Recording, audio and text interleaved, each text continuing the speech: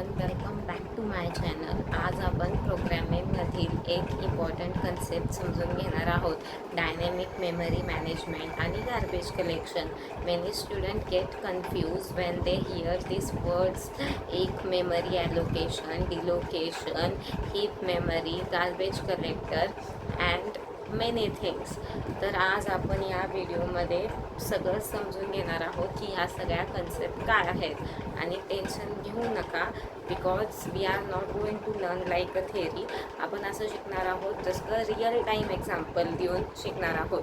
Because theory lecture ते घ्यायचं टीचर्सचं काम असतं आणि मी आधीच सांगितलं I am not a teacher, I am a student. मग मी जे रिअल एक्झाम्पल्स माझे हे केलेत, ChatGPT, जेमिनाय किंवा बाकी ह्याच्याकडनं हे केले, त्यातून मिक्स करून एक एक्झाम्पल तयार केलं आहे. तर त्या एक्झाम्पलवरनं आपण आज सगळे आपले कन्सेप्ट शिकणार आहोत.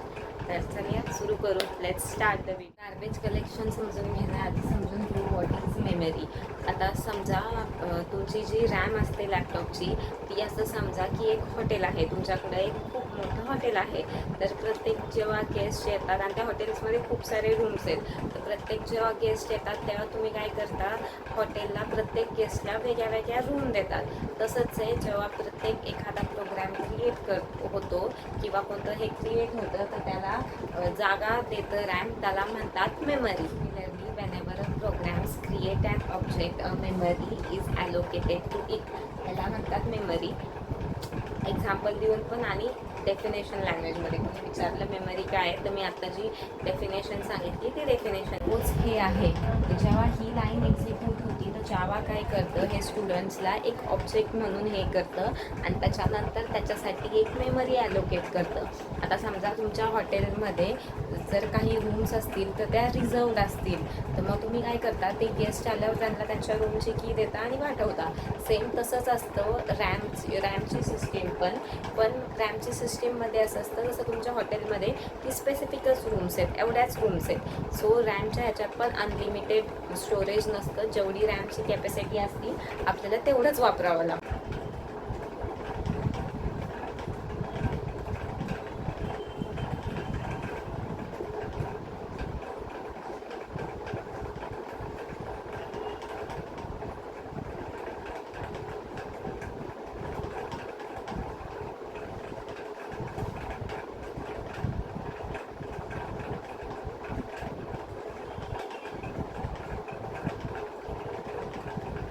आता डायनॅमिक मेमरी मॅनेजमेंट म्हणजे काय? फर्स्ट, डायनॅमिक मेमरी मॅनेजमेंटची डेफिनेशन्स आणि थोडे रिलेटेड 1-2 पॉईंट्स आहेत, ते पॉईंट्स पाहून घेऊ, त्याचा अर्थ सांगते, मग तुम्हाला एक्झाम्पल देऊन सांगते, सो तुम्हाला डायनॅमिक मेमरी मॅनेजमेंट लक्षात राहील. It is one of the most important feature in Java. जावासाठी खूप इम्पॉर्टंट फीचर आहे, जावामधलं खूप इम्पॉर्टंट फीचर आहे. Second, it deals with allocation and deallocation of memory and run time automatically, implicitly, without programs intervention.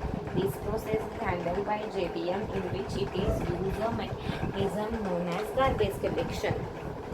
तर आता ही जी definition वाचली, घाई ही डेफिनेशन वाचून खूप घाबरले असते, पण घाबरायची गरज नाही आहे. डायनॅमिक मेमरी मॅनेजमेंट म्हणजे सिम्पल वर्ड्समध्ये सांगायचं तर समजा तुम्ही एक मॅरेज आहे तुमच्याकडं आणि तुम्ही ते हे करतायत, आयोजित करतायत, तर त्याच्यात तुम्हाला किती गेस्ट येणार आहेत ते माहीत नाही. सपोज जर 200 गेस्ट येणार असतील तर 200 चेअर्स तुम्ही अरेंज करणार, 500 येणार असतील तर 500 चेअर्स अरेंज करणार. सेम डायनॅमिक मेमरी मॅनेजमेंट म्हणजे जर समजा तुम्हाला प्रोग्रॅममध्ये तुम्हाला जे व्हॅल्यू वगैरे जे काय आहे ते स्टोअर करायचं आहे रॅममध्ये, तर तुम्ही जेवढं स्टोअर करायचं आहे तेवढ्याची तुम्ही ऑपरेटिंग सिस्टीमला रिक्वेस्ट करणार की प्लीज आम्हाला तेवढे ब्लॉक्स द्या. आणि मग जर तुमची रिक्वायरमेंट संपली, ते ब्लॉक शिल्लक राहिले, तर त्या ब्लॉकला आपण रिलीज करता. सिम्पल भाषेत म्हणायचं तर ह्याला म्हणतात डायनॅमिक मेमरी मॅनेजमेंट. आणि डेफिनेशनच्या ह्याच्यात केलायचं तर तुम्हाला मी जे डेफिनेशन सांगितले. आता पुढं object. And object is a block of memory which is created at run time and store inside heap area. आता हे जे ऑब्जेक्ट जे स्टोअर होतात मेमरीमध्ये त्याला म्हणतात object is a block of memory which is created. ते रनटाईमच क्रिएट होतं, रनटाईममध्येच क्रिएट होतं object and store inside heap एरियामध्ये ते स्टोअर होतं. पुढं गार्बेज काय आहे ते पाहू. आधी डेफिनेशन पाहू, मग पुढचं पाहू. An object in the memory which is no longer used in a program or it has no reference unreachable is known as garbage. आता गार्बेज म्हणजे आता रिअल लाईफ एक्झाम्पल घ्यायचं म्हटलं तर असं समजा की तुम्ही आत्ता एवढ्यात नवीन फोन घेतलेला आहे आणि तुम्ही मस्त हे करताय की नवीन फोन आहे एन्जॉय करताय तुम्ही आणि त्याच्यानंतरनं एक 7-8 महिने झालेत समजा 7-8 किंवा त्याच्यापेक्षा जास्त महिने झालेत असं समजा आणि मग त्या फोनमध्ये तुम्ही जो नवीन घेतला होता त्याच्यात खूप सारे स्क्रीनशॉट असणार परत खूप सारे फाईल्स तयार झालेले असणार काही डुप्लिकेट फाईल्स असणार असे फोटोज वगैरे खूप सारे झालेले असणार ते तुम्ही यूजही करत नसणार तर त्याला आपण बेसिकली म्हणतो गार्बेज. तर प्रोग्रॅमिंगमध्ये पण जे फाईल्स व्हॅल्यूज किंवा कोणत्या गोष्टी येतात त्याला आपण यूज नाही त्याला म्हणतात गार्बेज. तर चला हे एक एक्झाम्पलने समजून घेऊया. आता समजा हे एक ऑब्जेक्ट आहे ह्या ऑब्जेक्टचा कोणी रेफरन्स करत नाही आहे ह्याचा काही यूज होत नाही आहे काही होत नाही आहे पण स्टील हे आहे ना तिथे ह्याला म्हणतात this is the example of garbage. म्हणजे ते यूज होत नाही आहे काही नाही आहे पण ते स्टोअर आहे मेमरीमध्ये. So this is called garbage. This is non as garbage. हे होतं गार्बेजची डेफिनेशन मी मगाशी सांगितली तुम्हाला त्याचं रिअल लाईफ एक्झाम्पल सांगितलं आणि हे एक एक्झाम्पल आहे ते पण मी तुम्हाला ॲज रिअल लाईफमध्येच सांगितलं टीचिंग वर्ड्समध्ये. ही गार्बेजमध्ये ही जी जशी स्टोअर केलेली व्हॅल्यू आहे रॅममध्ये ती जर आपण डिलीटच केली नाही किंवा काढलीच नाही तर काय होईल.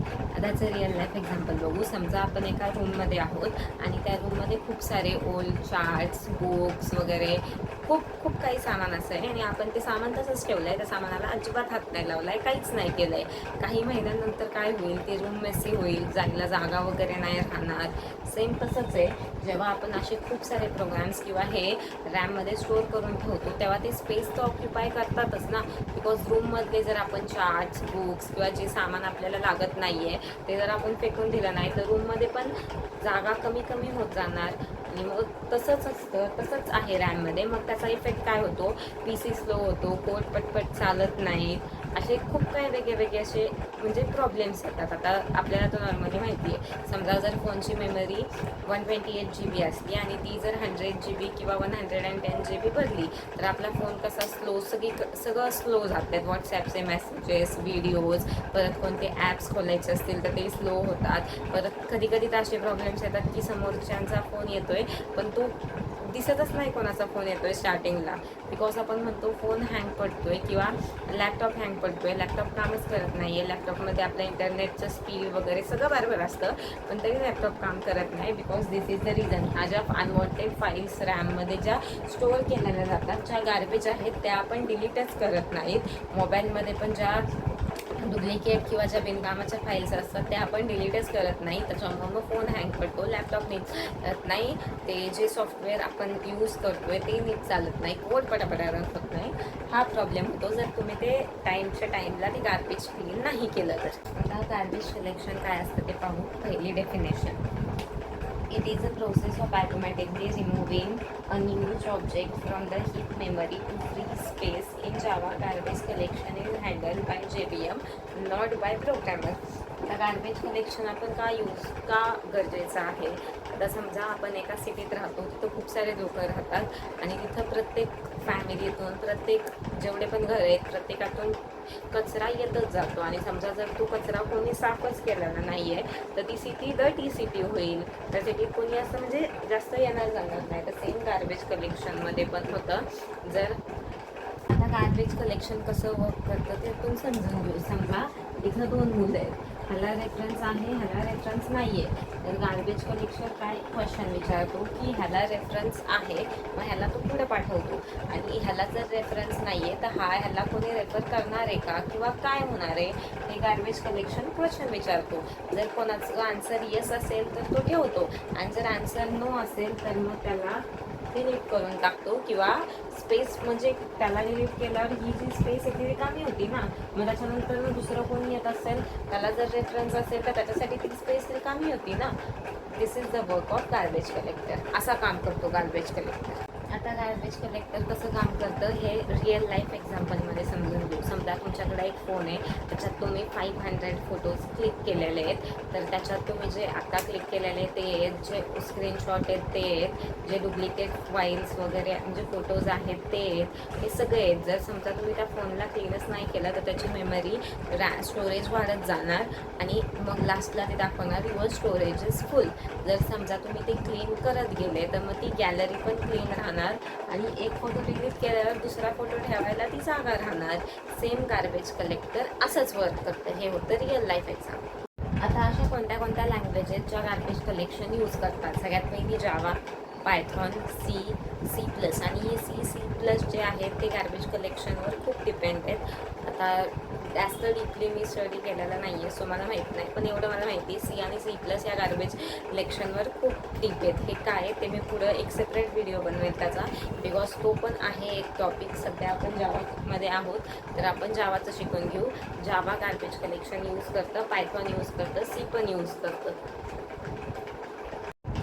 तर आजचा हा व्हिडिओ आपण इथं थांबू. आजच्या या व्हिडिओमध्ये आपण शिकलो dynamic memory management, garbage collection, why do we need garbage collection, आपण गार्बेज कलेक्शन का यूज करतो, हे सगळं आपण विथ रिअल लाईफ प्रत्येक टॉपिकला मी रिअल लाईफ एक्झाम्पल थ्रू तुम्हाला शिकवलं आहे. तर ह्या व्हिडिओमध्ये इथंच थांबू. पुढच्या व्हिडिओमध्ये आपण पाहणार आहोत classification of programming language based on paradigm process. त्या किती आहेत, त्यांचे ॲडव्हान्टेज, डिसॲडव्हान्टेज, त्याच्यानंतर फीचर्स ऑफ जावा वगैरे हे सगळं आपण पुढच्या व्हिडिओमध्ये पाहणार आहोत. तर भेटूया उद्या. आजसाठी एवढं.